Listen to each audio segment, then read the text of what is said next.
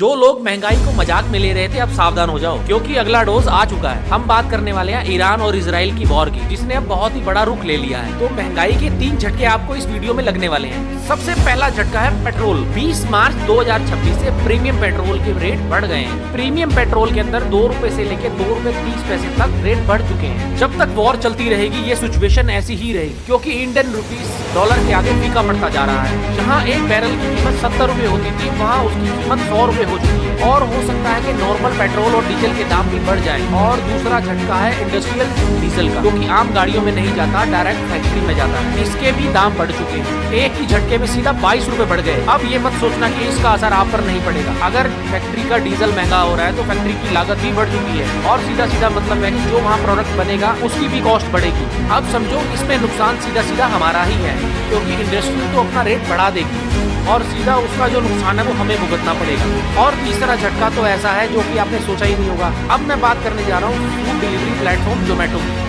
आज से जोमेटो ने अपनी प्लेटफॉर्म फी बढ़ा दी है। 12 रुपए 50 पैसे से सीधा उन्होंने 14 रुपए 90 पैसे कर दी है। अगर जिनको प्लेटफॉर्म फी के बारे में नहीं पता तो मैं बता दूं, जो भी कॉस्ट फूड की लागत और डिलीवरी के बाद लगती है उसको प्लेटफॉर्म फी बोलते हैं।